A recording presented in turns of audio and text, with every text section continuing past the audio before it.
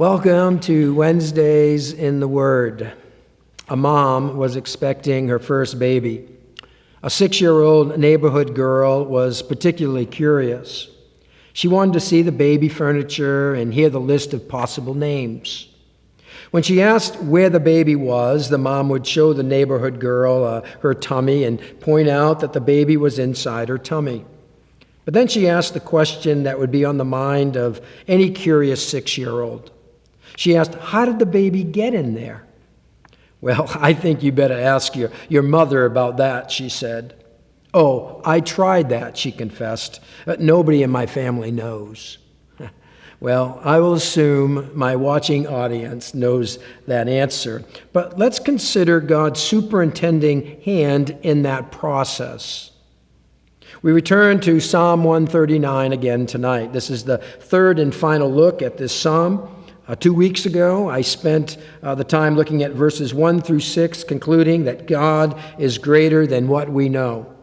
Then last Wednesday, as we worked our way through several other verses in this psalm, my hope was for a greater appreciation of the one who knows you, loves you, and because of that longs to change you for what is best for you and for his glory.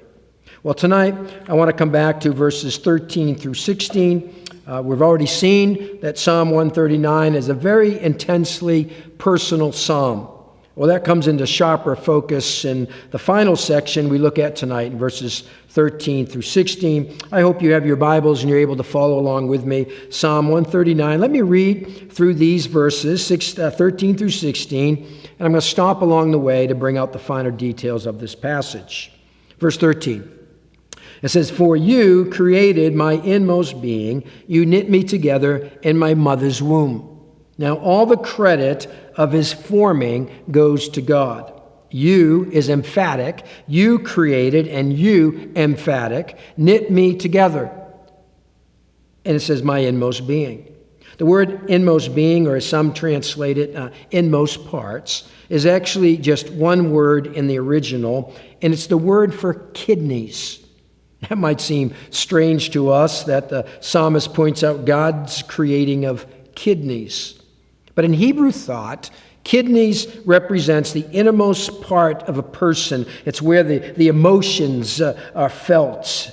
We might use the word heart to express that. It speaks of our feelings and our emotions. We might say, "I love you with all of my heart." We don't mean by that, we love you with all my physical organ. So guys, you can turn to your spouse, to the one you love, and say, "I love you with all my kidneys." Not very romantic. The point here seems to be that God created the emotional structure of our being. We are created as emotional beings, and God had his hand in that when he made you. The other aspect to point out in verse 13 is the language of knitting together in my mother's womb, knitting together. God was involved in the intricate details in the child's creation in the womb. God's special act of creating begins in the womb. I am just blown away by God's relationship to the unborn baby. And so is David. He marvels over the mysterious process of developing a life inside of a mom and says in verse 14, "I praise you because I am fearfully and wonderfully made. Your works are wonderful. I know that full well." Well, you might struggle over the word fearfully there in verse 14. It doesn't mean you have been made scary, though I can remember my third grade teacher looking pretty scary, at least from a kid's perspective. But fearfully is really the idea of astonishment and awe. When we're told to fear God, it doesn't mean we should be scared of God, but rather treat God with reverence, with awe, with great respect. Well, in the same way, human life should cause us to marvel at God's prized creation. Do you look at others that way? Do you see others as image bearers and wonderfully made by God? Or are you trying to change them to your image to be like you? Each of us is uniquely and wonderfully made. Let's celebrate the differences instead of allowing those differences to irritate and divide us. And do you praise God for how he has made you? If you're like me, you find yourself at times wishing you were like someone else. I might wish for another preacher's voice, or that preacher's smarts, or I wish that I had a different set of strengths, or that I didn't have these pinkies here that are crooked. But when you start to think, oh, I wish I looked like this, or I wish I had this ability, or I wish I was like that other person, stop, and remember that you've been fearfully and wonderfully made by God himself. Well, I better pick up the pace here. Well, I'll have part 4 of this psalm. Verse 15. My frame was not hidden from you when I was made in the secret place. When I was woven together in the depths of the earth, your eyes saw my unformed body. Now, okay, there's a lot going on here. We won't be able to mine all of it, but it speaks of my frame, and that really refers to one's bones or skeletal structure. It's that which gives shape and form to the unborn in the womb, which is referred to here, notice, as the secret place. That which is hidden from everyone else is seen by God. Even with sonograms, our knowledge of all that's going on and the forming of life inside of that secret place, the womb, it is insignificant in comparison to what our God sees and knows and what he's doing in forming that baby. David Platt said it this way. He said the psalmist didn't necessarily know how God takes an egg and a sperm and brings them together. How a few weeks later, often before a woman even realizes she is pregnant, a human heart is beating and circulating its own blood. Within a few more weeks, fingers are forming on hands and brain waves are detectable. Kidneys are forming and functioning, followed by a gallbladder, and then by the 12th week, all the organs of a baby boy or girl are functional, and he or she can cry.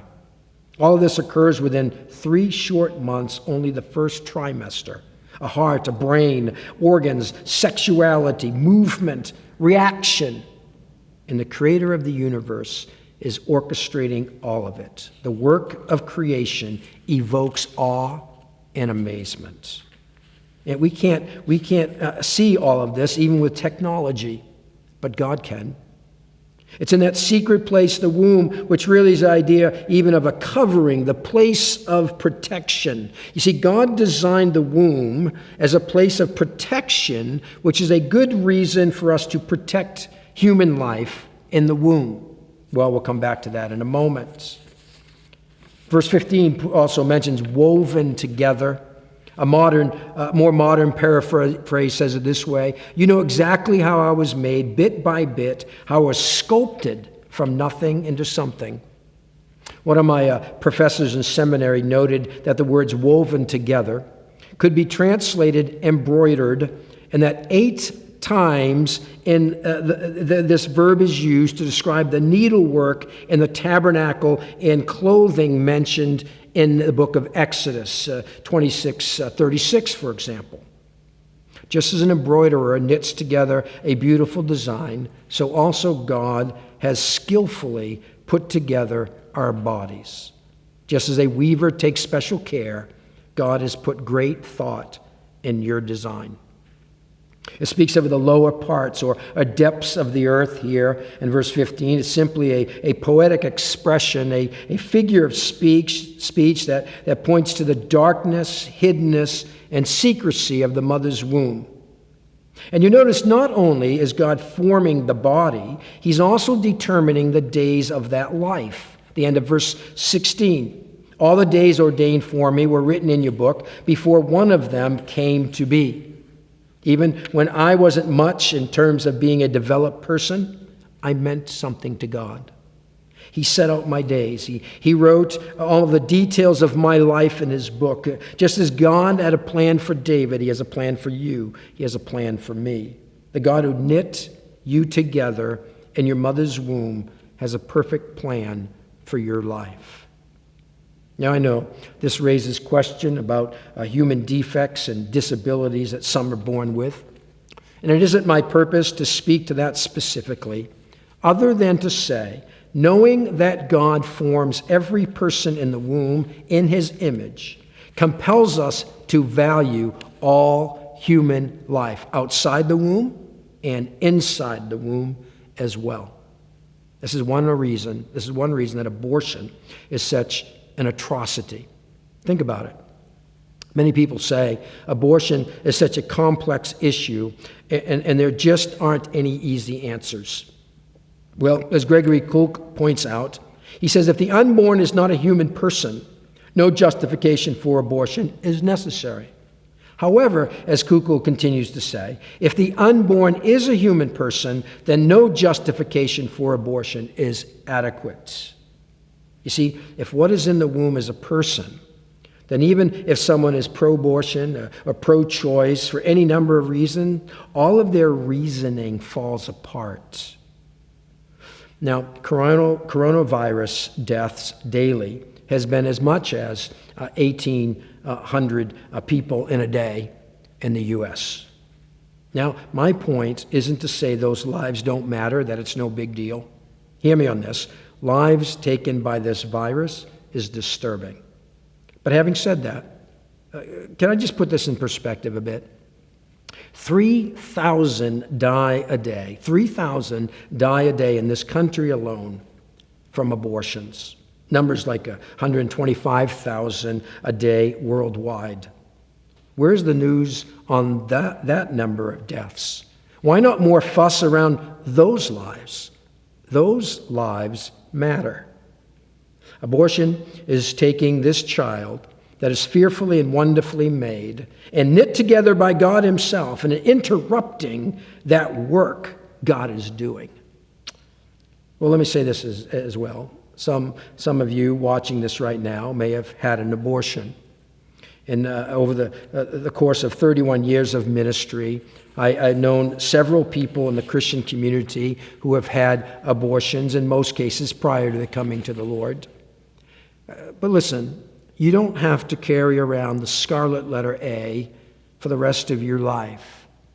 If you have confessed that sin before God like any other sin, you have been forgiven by God. Bask in His mercy.